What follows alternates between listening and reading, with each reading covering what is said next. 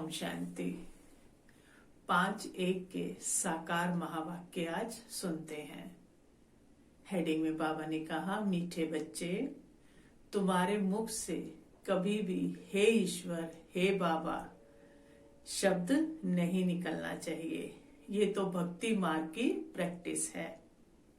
प्रश्न दिया बाबा ने, तुम बच्चे सफेद ड्रेस पसंद क्यों करते हो? ये किस बात का प्रतीक है? उत्तर में बाबा ने कहा, अभी तुम इस पुरानी दुनिया से जीते जी मर चुके हो, इसलिए तुम्हें सफेद ड्रेस पसंद है। ये सफेद ड्रेस मौत को सिद्ध करता है। जब कोई मरता है तो उस पर सफेद कपड़ा डालते हैं। तुम बच्चे भी अभी मरजीवा बने हो। ओम शांति। रूहानी बाप बैठ बच्चों को समझाते हैं। रूहानी अक्षर ना कहे, सिर्फ बाप कहें तो भी ठीक है। बाप बैठ बच्चों को समझाते हैं। सब अपने को भाई भाई तो कहते ही हैं, तो बाप बैठ समझाते हैं बच्चों को। सभी को तो नहीं समझाते होंगे ना। सब अपने को भाई भाई कहते ही हैं। गीता में लिखा हुआ है भगवान उवाच। अब भगवान उवाच किसके प्रति? भगवान के हैं सब बच्चे। वो बाप है तो भगवान के बच्चे सब ब्रदर्स हैं। भगवान ने ही समझाया होगा, राजयोग सिखाया होगा। अभी तुम्हारी बुद्धि का ताला खुला है। दुनिया में और किसी के भी ऐसे ख्यालात नहीं चल सकते। जिन जिन को संदेश मिलता जाएगा वो स्कूल में आते जाएंगे, पढ़ते जाएंगे। कौन से स्कूल में? ये ईश्वरीय विश्वविद्यालय में। समझेंगे प्रदर्शनी तो देखी, अब जाकर कुछ ज्यादा सुने। पहली पहली मुख्य बात है, ज्ञान का सागर पतित पावन गीता ज्ञानदाता शिव भगवान उवाच। पहले पहले तो उनको ये पता पड़े कि इन्हों को सिखलाने वाला अथवा समझाने वाला कौन है, ये पता चले। वो सुप्रीम सोल ज्ञान का सागर निराकार है। वो तो है ही सत्य, ट्रुथ। वह सत्य ही तो बताएंगे ना, फिर उसमें और कोई प्रश्न उठ नहीं सकता। पहले पहले तो इस पर समझाना है। हमको परम पिता परमात्मा ब्रह्मा द्वारा राजयोग सिखलाते हैं। ये राजाई पद है, जिसको निश्चय हो जाएगा कि जो सबका बाप है वो पारलौकिक बाप बैठ समझाते हैं, वही सबसे बड़ी अथॉरिटी है, तो फिर दूसरा कोई और प्रश्न उठ नहीं सकता। वह है ही पतित पावन, तो जब वो यहाँ आते हैं तो जरूर अपने टाइम पर ही आते होंगे। तुम देखते भी हो, ये वही महाभारत लड़ाई है। विनाश के बाद फिर वाइसलेस निर्विकारी दुनिया होनी है। बाबा कहते ये है विशेष दुनिया, विकारी दुनिया। ये मनुष्य नहीं जानते कि भारत ही वाइसलेस था। कुछ भी बुद्धि चलती नहीं है। गोदरेज का ताला लगा हुआ है। उसकी चाबी एक बाप के पास ही है, इसलिए उसको ही ज्ञानदाता दिव्य चक्षु विधाता कहा जाता है। ज्ञान का तीसरा नेत्र देते हैं। ये किसी को पता नहीं है कि तुमको पढ़ाने वाला कौन है। दादा समझ लेते हैं तब टीका करते हैं, अर्थात तब बहस करते हैं। जब ये समझ लेते हैं ये दादा सुना रहा है, अर्थात ब्रह्मा बाबा सुना रहे हैं, कुछ ना कुछ बोलते हैं, इसलिए पहली पहली बात ही ये समझाओ। इसमें लिखा हुआ भी है शिव भगवान उवाच। वो तो है ही ट्रुथ, सत्य। बाप समझते हैं मैं पतित पावन शिव हूँ। बाप समझते हैं मैं परम धाम से आया हूँ इन सालिग्रामों को पढ़ाने के लिए। बाप है ही नॉलेजफुल। सृष्टि के आदि मध्य अंत का राज समझाते हैं। ये शिक्षा अभी तुमको ही बेहद के बाप से मिल रही है। वही सृष्टि के रचयिता हैं। पतित सृष्टि को पावन बनाने वाले हैं। बुलाते भी हैं, हे पतित पावन आओ, तो पहले पहले उसका ही परिचय देना है। उस परम पिता परमात्मा के साथ आपका क्या संबंध है? वह है ही सत्य। नर से नारायण बनने की सत्य नॉलेज देते हैं। बच्चे जानते हैं बाप सत्य है और बाप ही सचखंड बनाते हैं। तुम नर से नारायण बनने यहाँ आते हो। बैरिस्टर पास जाएंगे तो हम समझेंगे कि बैरिस्टर बनने आए हैं। अभी तुमको निश्चय है कि हमें भगवान पढ़ाते हैं। कई निश्चय करते भी हैं, फिर संशय बुद्धि हो जाते हैं, तो उनको सब मनुष्य कहते हैं, तुम तो कहते थे भगवान पढ़ाते हैं, फिर भगवान को छोड़कर क्यों आए हो? संशय आने से ही भागंती हो जाते हैं। कोई न कोई विक्रम करते हैं। भगवान आज काम महाशत्रु है, इस पर जीत पाने से तुम जगत जीत बनेंगे। बाबा कहते हैं जो पावन बनेंगे वही पावन दुनिया में चलेंगे। यहाँ है ही राजयोग की बात, तुम जाकर वहां राजाई करेंगे। बाकी जो भी आत्माएं हैं वो अपना हिसाब किताब चुकतू कर वापस अपने घर चली जाएंगी। ये कयामत का समय है। अब ये बुद्धि कहती है सत्यों की स्थापना जरूर होनी है। पावन दुनिया सत्यों को कहा जाता है। बाकी सब मुक्ति धाम में चले जाएंगे। उनको फिर अपना पाठ रिपीट करना है। तुम भी अपना पुरुषार्थ करते रहते हो पावन बन और पावन दुनिया का मालिक बनने के लिए। मालिक तो सब अपने को समझेंगे ना। प्रजा भी मालिक है ना। अभी प्रजा भी कहती है ना हमारा भारत, तो स्वर्ग भी क्या कहेगी? हमारा स्वर्ग, हमारा भारत। बड़े से बड़े मनुष्य सन्यासी आदि भी कहते हैं हमारा भारत। तुम समझते हो इस समय भारत में सभी नरकवासी हैं। अभी हम स्वर्गवासी बनने के लिए ये राजयोग सीख रहे हैं। सब तो स्वर्गवासी नहीं बनेंगे, ये अभी ज्ञान आया है। वो लोग जो सुनाते हैं वो शास्त्र सुनाते हैं, वे हैं शास्त्रों की अथॉरिटी। बाप कहते हैं ये भक्ति मार्ग के वेद शास्त्र आदि सब पढ़ने से सीढ़ी नीचे उतरते आते हैं। ये सब है भक्ति मार्ग, क्योंकि विस्तार में जाते जाते हैं ना तो बीज से दूर होते जाते हैं। बाप कहते हैं जब भक्ति मार्ग पूरा होगा तब मैं फिर आऊंगा, अर्थात विस्तार के बाद फिर से क्या आ जाएगा? बीज आ जाएगा। मुझे ही आकर सब भक्तों को भक्ति का फल देना है। मेजोरिटी तो भक्तों की है। सब पुकारते रहते हैं हे गॉड फादर। भक्तों के मुख से ओ गॉड फादर, हे भगवान जरूर निकलेगा। अब भक्ति और ज्ञान में तो फर्क है। तुम्हारे मुख से कभी हे ईश्वर, हे भगवान ये अक्षर नहीं निकलेंगे, वो दुखी होकर निकालते हैं, लेकिन हमारे मुख से नहीं निकलेंगे। मनुष्यों को तो ये आधा कल्प की प्रैक्टिस पड़ी हुई है। तुम जानते हो वो तो हमारा बाप है। बाबा कहते तुमको हे बाबा थोड़ी कहना है। कोई कहता है हे बाबा, तो तुमको ये थोड़ी कहना है। बाप से तो तुमको वर्षा लेना है। पहले तो ये निश्चय है कि हम बाप से वर्षा लेते हैं। बाप बच्चों को वर्षा लेने का अधिकारी बनाते हैं। ये तो सच्चा बाप है ना। बाप जानते हैं ये हमारे बच्चे हैं, जिन्हों को हम ज्ञान अमृत पिलाए, ज्ञान चिता पर बिठाए, घोर नींद से जगाए, स्वर्ग में ले जाता हूँ।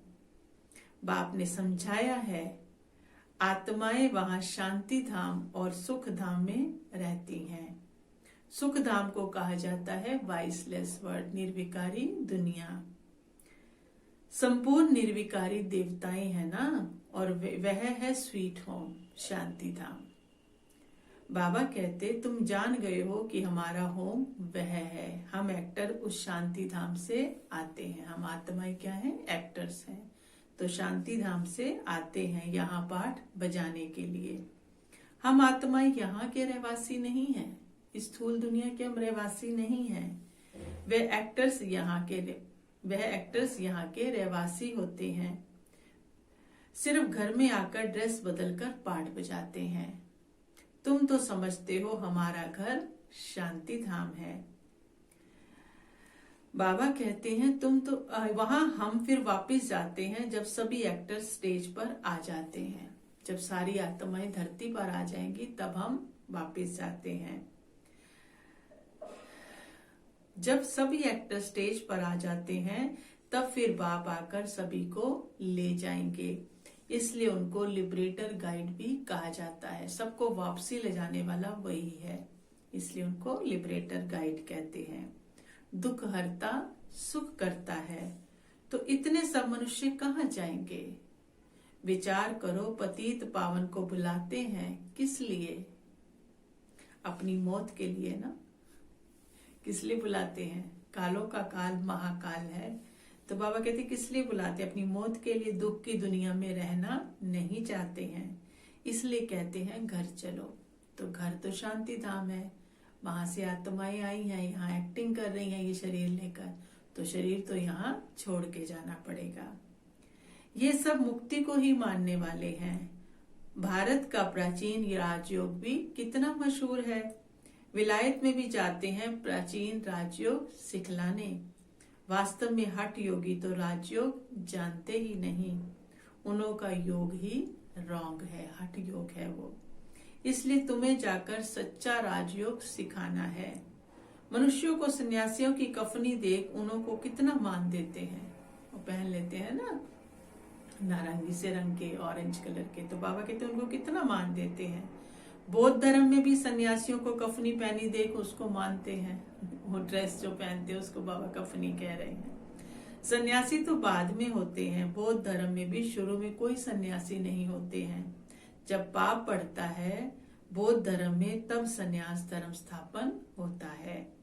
शुरू में तो वो आत्माएं ऊपर से आती हैं, उनकी संख्या आती है। शुरू में सन्यास सिखलाकर क्या करेंगे? सन्यास होता है बाद में। ये भी यहाँ से कॉपी करते हैं। क्रिश्चियन में भी बहुत हैं जो सन्यासियों का मान रखते हैं। कफनी की जो परवाइश है वह हठ योगियों की है। तुमको तो घर बार छोड़ना नहीं है, वो पहन के एक ही तरह का वे निकल जाते हैं घर से। ना कोई सफेद कपड़े का बंधन है, हमें ऐसा नहीं कि जरूरी पहनना है कि यही पहने, ये बंधन नहीं है, परंतु सफेद अच्छा है। तुम भट्टी में रहे हो तो ड्रेस भी ये हो गई है, एक तरह से यूनिफॉर्म बन गई है ये। आजकल सफेद बहुत पसंद करते हैं ना, मनुष्य मरते हैं तो भी सफेद चादर डालते हैं। तुम भी अभी मरजीवा बने हो तो सफेद ड्रेस अच्छी है। तो पहले कोई को भी बाप का परिचय देना है। 2 बाप हैं, ये बातें समझने में टाइम लेते हैं। प्रदर्शनी में इतना समझा नहीं सकेंगे। सतयुग में होता है एक बाप। इस समय तुमको 3 बाप है। सतयुग में सिर्फ एक पारलौकिक बाप का भी पता नहीं होगा, सिर्फ एक लौकिक बाप होगा। इस समय तुमको 3 बाप हैं, क्योंकि भगवान आते हैं प्रजापिता ब्रह्मा के तन में। वो भी तो बाप है ना सबका, प्रजा का पिता है तो वो भी तो बाप है ना। लौकिक बाप भी है। अच्छा, अब तीनों बाप से ऊंच वर्षा किसका है? बाबा पूछते हैं। निराकार बाप वर्षा कैसे दे? वो फिर देते हैं ब्रह्मा के द्वारा। इस चित्र पर तुम बहुत अच्छी रीति समझा सकते हो। शिव बाबा निराकार है और ये है प्रजापिता ब्रह्मा, आदि देव, ग्रेट ग्रेट ग्रैंडफादर। बाप कहते हैं मुझ शिव को तुम ग्रेट ग्रेट ग्रैंडफादर नहीं कहेंगे, क्योंकि आत्माओं का बाप है। मैं सभी का बाप हूँ। ये है प्रजापिता ब्रह्मा। तुम हो गए सब भाई बहन। भले स्त्री पुरुष हैं, परंतु बुद्धि से जानते हैं हम भाई बहन हैं। बाप से वर्षा लेते हैं। भाई बहन आपस में क्रिमिनल असॉल्ट कर ना सके। अगर दोनों की आपस में विकारी दृष्टि खींचती है तो फिर गिर पड़ते हैं, बाप को भूल जाते हैं। बाप कहते हैं तुम हमारा बच्चा बन फिर मुंह काला करते हो। बेहद का बाप बच्चों को बैठ समझाते हैं।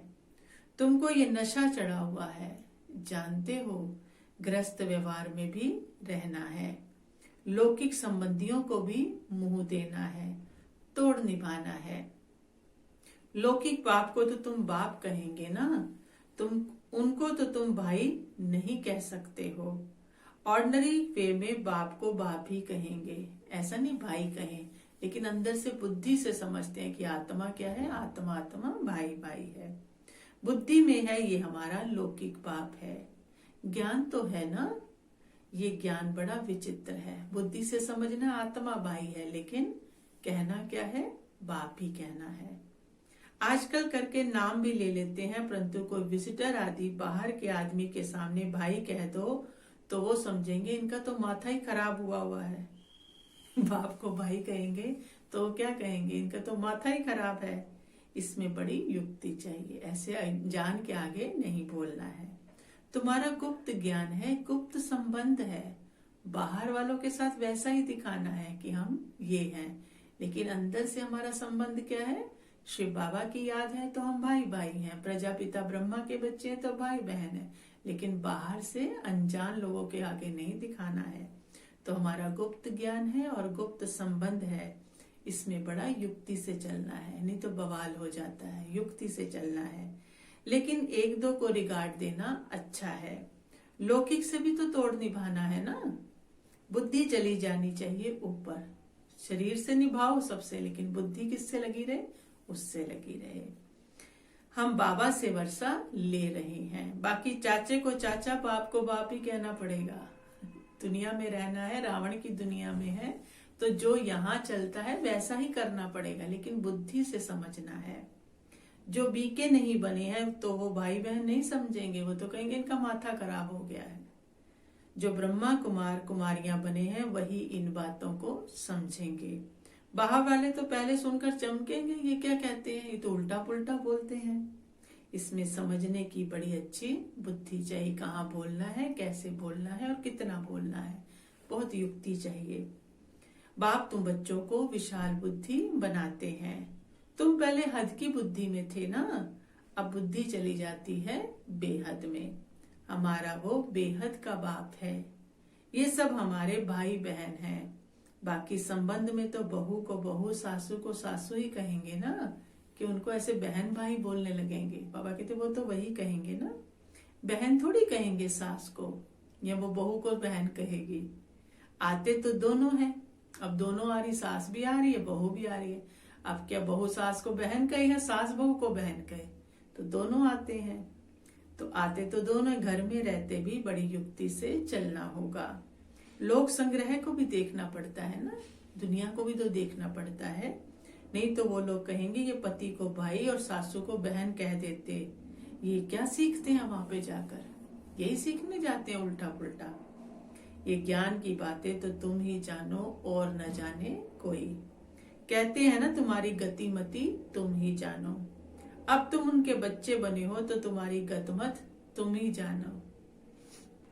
बड़ा संभल कर चलना पड़ता है, ऐसे शब्द ना निकल जाए जिससे डिसर्विस हो जाए। कुछ लोग बोल देते हैं ना, किसी के सामने पति को भाई बोल रहे हैं या सासू को बहन बोल रहे हैं, तो फिर उल्टा असर पड़ेगा ना, अनजान के सामने बोलेंगे तो बड़ा संभल कर चलना पड़ता है।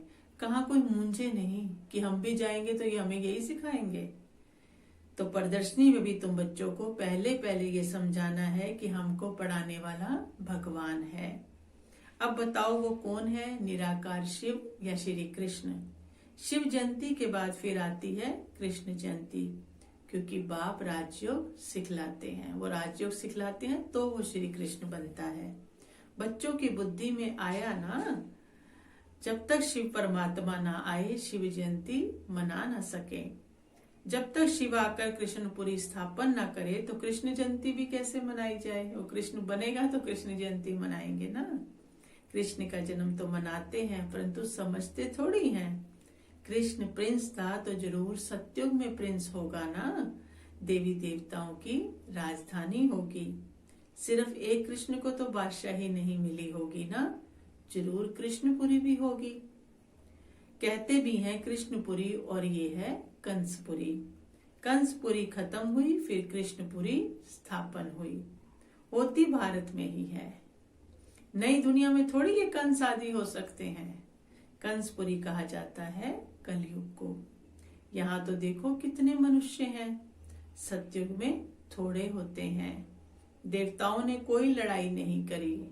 कृष्णपुरी कहो अथवा विष्णुपुरी कहो, दैवी संप्रदाय कहो, आसुरी संप्रदाय यहाँ है। बाकी ना देवताओं और असुरों की लड़ाई हुई, ना कौरवों पांडवों की हुई है। तुम रावण पर जीत पाते हो।